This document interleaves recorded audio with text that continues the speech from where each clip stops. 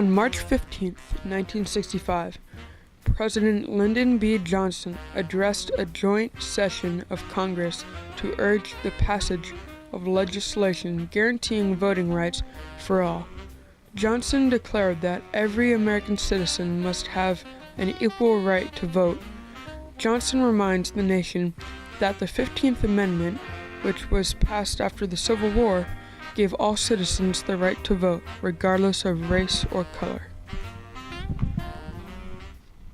Hey DP! Today we're talking about AP exams, up to date, fundraisers, and clubs today. So let's get started. I'm Becca. And I'm Justin. This is DP News. And it starts now.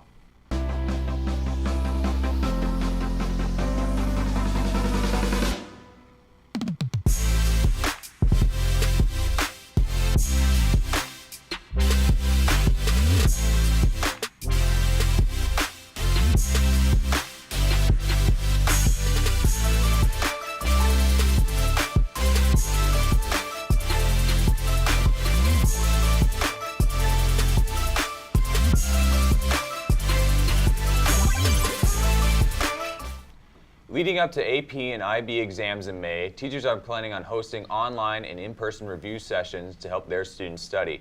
The majority of these sessions will be starting in April and continuing until early May. The full schedule is linked on Student Square. A lot of midterms and important tests are coming up, so here's Laith with some study tips. Hey DP, it's midterms and you should be getting ready. Here are some study tips to help you out. First off, you're going to want to head over to your local library or just a quiet space.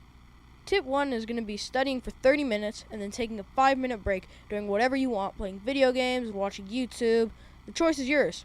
You're also going to want to put away those distractions, for instance your phone. Put it in a different room if you have to.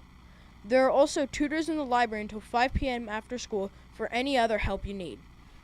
At 3, tennis hosts Cabrillo, beach volleyball plays Santa Barbara, girls lacrosse travels to Nordhoff, boys lacrosse plays Oaks Christian at 6, and then at 6:30, boys volleyball plays Santa Barbara.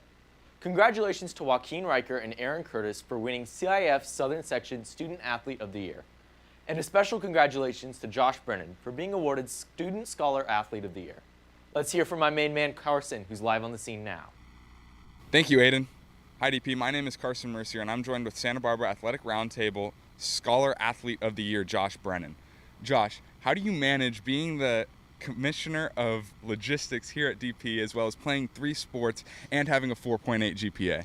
A lot of hard work and dedication, Carson, and I couldn't do it without my teammates, without my incredible teammates like Carson here, and it's really just about drive, power. I stay hungry and I devour.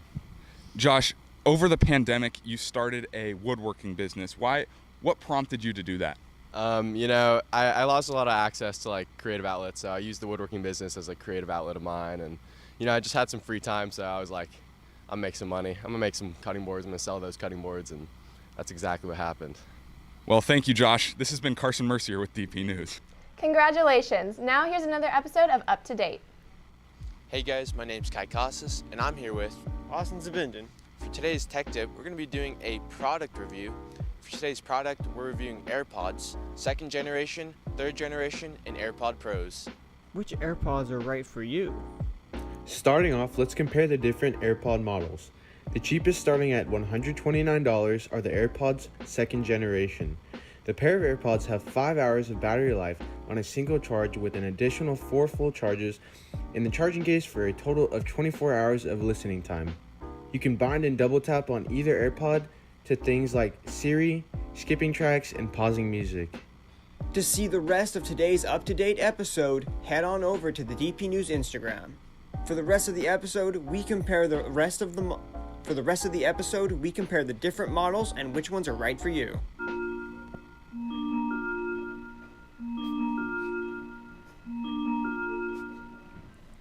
The Dos Povos Debate Club has started a humanitarian fundraising effort to assist the people of Ukraine.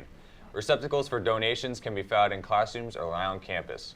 All donations will go towards the Direct Relief Organization, buying food and medical supplies for civilians impacted by the war in Ukraine. The Together to Empower Club is hosting a fundraiser at Cold Stone Ice Cream at Kelly Real all day this Saturday, March 19th.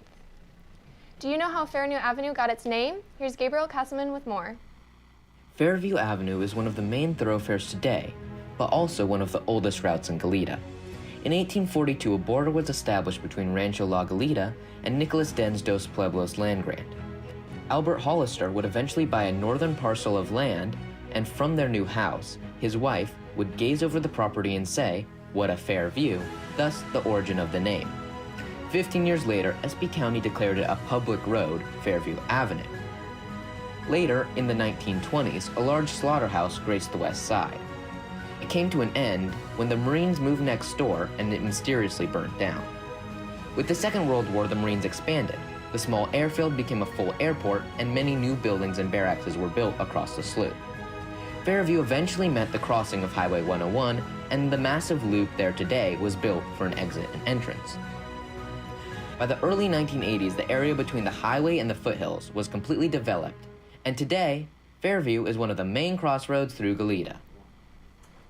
Wow, I didn't know that. Clubs meeting today are Fellowship of Christian Athletes in the Woodshop, Young Feminist Club in H6, GSA Club in H16, and Fishing Club has a guest speaker today in H5. Well, that's all for today, Chargers. We've run out of film festival outros, so here's another submission from SDN, where our students had a limited amount of time to make a music video. See you tomorrow, Chargers. And thanks for watching. There's no time.